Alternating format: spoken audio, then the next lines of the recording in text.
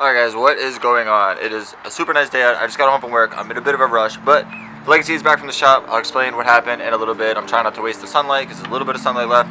But we're going to try to replace the USDM bumper today and put on the JDM bumper. Hopefully it goes well.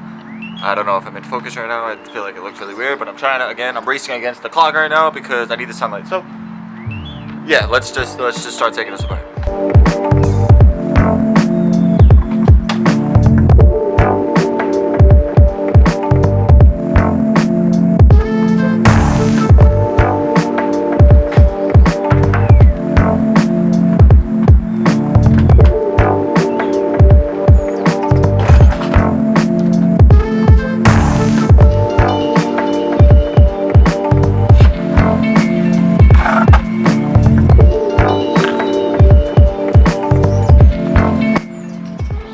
Alright guys, so when you're doing a JDM bumper, a JDM front bumper on the Legacies, you need to either cut your stock crash beam, or I got a JDM crash bar. So we're going to take this one off, we're going to pull this one on, put this one on, and then just put the new bumper on. Hopefully it goes that smooth. I'm not really sure, so.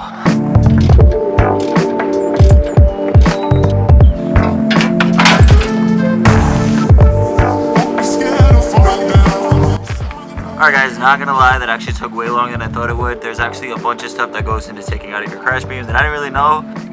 So when you take out your crash beam, you actually have to take off like your headlight bracket because it actually sits and wraps around like this and sits on it. So you have to take this whole thing off. There was like 4 bolts here. There's 4 bolts here. 4 bolts there. Same thing with this. You have to take your bracket off from your headlights to get this off. So we got that off. And now we're going to put on the JDM one. This is the JDM one. About to unwrap it. Put this one on, and then should be able to put the bumper on.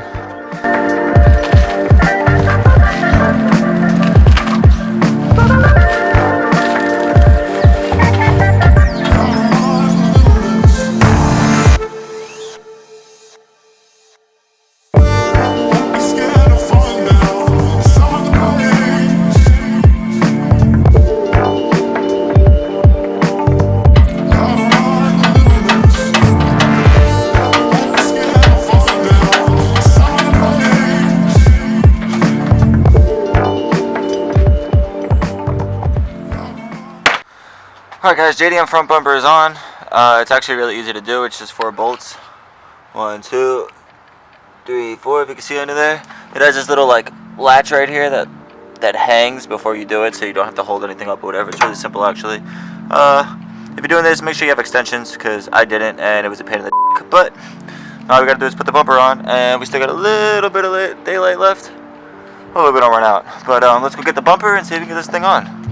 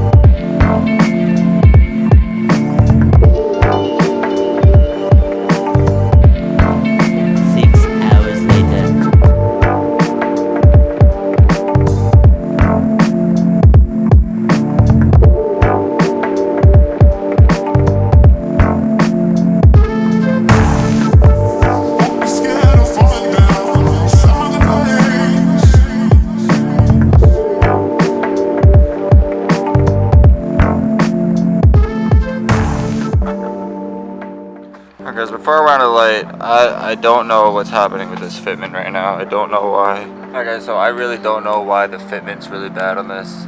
I have a feeling that the bumper's warped and it's kind of too cold to like pull it and warp it back. I think it's a little like twisted, the actual bumper, so I'm not getting like the fitment that I want. So I'm gonna mess around with it for a little bit longer. I just wanted to update you guys because it's starting to get dark. I'm actually starting to get really tired.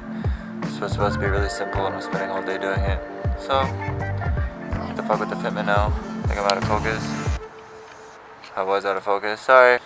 So the fitment is just like really bad, actually. There's just gaps everywhere. So there's a gap over here, and then there's this giant gap on this side. Like I said, I think it's warped a little, so it's not sitting the way it's supposed to sit. So I'm gonna try to get it as best as can. Maybe put a bolt there to help the warpness. I'm not really sure. I don't want to crack anything or break anything, but I'm gonna mess around with this for a little bit longer. But yeah. Alright guys, so to fix the whole fitment issue, I actually went to one of my friend's shops, and he actually aligned the bumper for me. He put 2 bolts in and then whatever he did, but the bumper looks way better now. I have some clips that I'm going to show right now. Bumper looks way better, 100 times better. Got rid of some gaps. There's a little bit of a gap on the passenger side of the car because when I first bought the car, the fender, I mean the car looked like it was in some kind of accident. But the fender was messed up. If you looked way back in one of my old videos, I actually replaced that fender. What happened was there's like a little bracket that connects the fender to the chassis of the car. Apparently that's bent, so the fender is more in than what it's supposed to be. So that's causing like the gap on that side of the car. He pointed it out to me. So later on down the road, I'll get a new bracket or whatever that I need to get to fix that problem. But yeah, so the fitment of the car actually looks good now. It looks great. I think the car looks awesome with the JDM front bumper, and I'm really happy with it. Because it's more natural when I wing it. Write down like main points. Because it's a vlog, so I'm just like, I just rifle them all. I don't write down shit. Alright guys, so to update you guys on what happened with the whole boost leak issue with the car.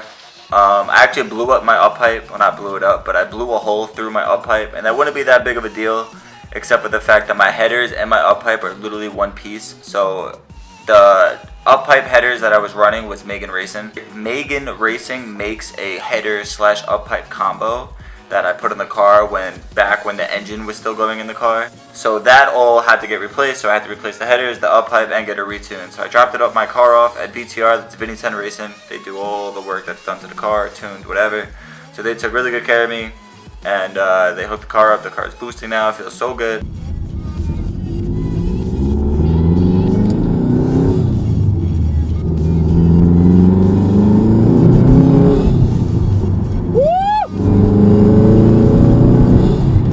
Oh my god, I have boost!